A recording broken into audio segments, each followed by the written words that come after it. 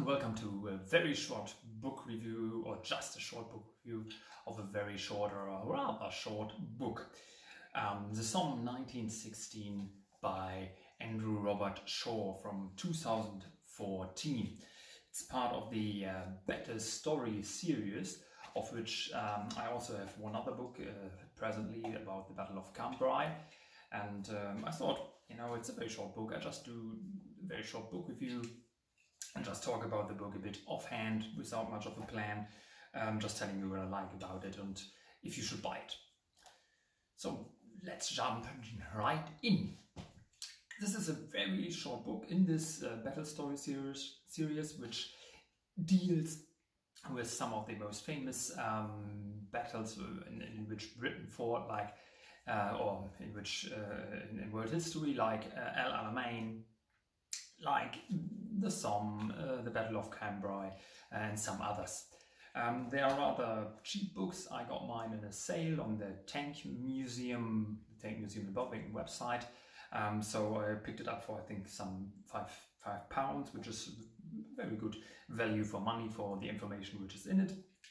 And they just give an introduction to the topic. They are not, as you can see, it's not very thick. So some, I think, 150 pages. So it's not giving you all the details, all the nuts and bolts of the matter, but a quick overview of what the battle in question is about.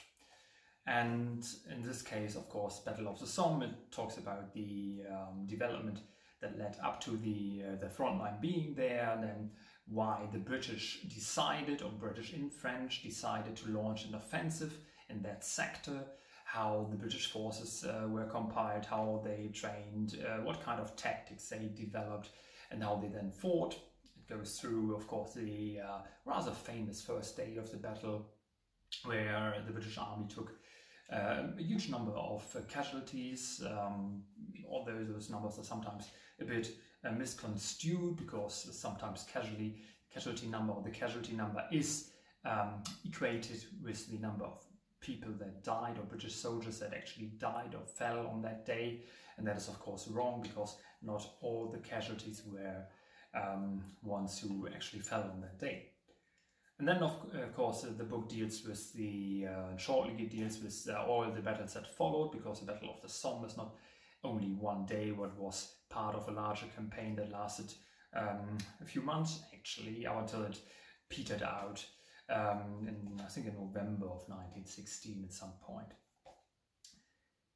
What I really like about this book, and why I wanted to do a very quick review without taking too long writing in a script for it or something like that, is that I really liked how this book by Andrew Robertshaw, puts the entire battle into perspective.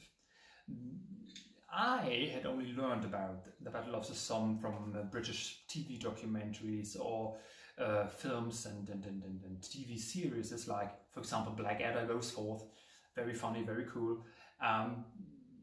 But in those TV documentaries and in the series, the topic is always how the honest Tommy, the soldier, the new soldier of Kitchener's army, was effectively sent to be slaughtered by the Germans, by the German machine guns, by stupid officers and careless and dangerous to their own men and generals.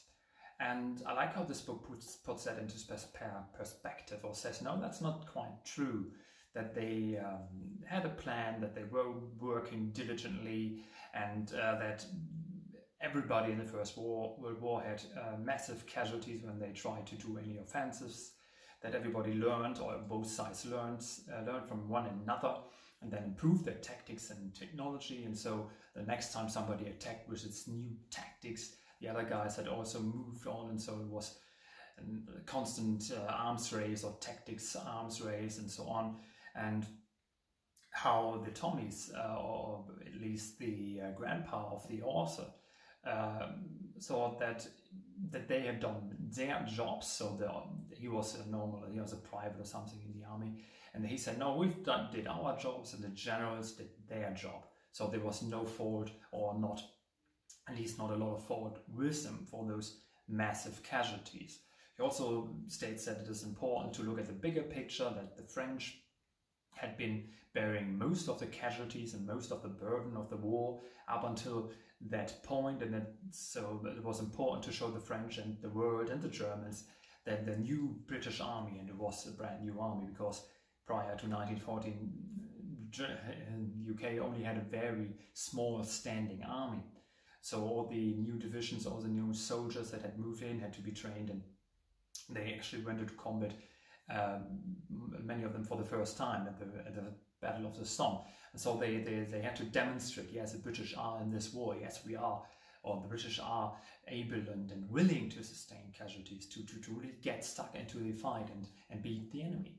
And so it was also very much like many battles and many big campaigns in history, very much driven by political necessities. And I thought it was very interesting to read about that.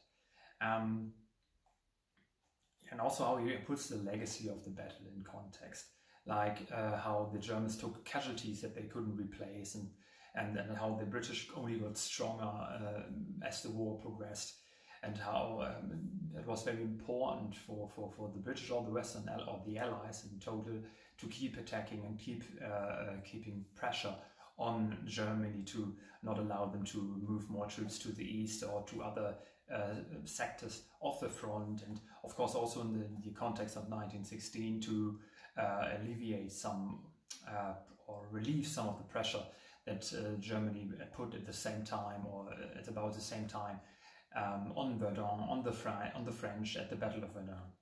So, just saying in short, if you want a quick overview with a nice perspective, or a nice new perspective on the Battle of the Somme, then this book here for, as it says on the cover, £9.99, or a bit less if you get it in a sale, I think is a good start to start into the Battle of the Somme. Maybe then get some other books that go into more detail further on.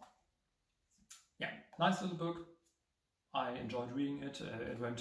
I went through it quite quickly, of course, because it's written lightly. It's not a technical nuts and bolts discussion, but gives you the important facts and then moves on. I enjoyed reading through it. I think you could enjoy it too. And with that, I leave you to go and look for this book or for other books. Thank you for watching. Have a nice day. Goodbye.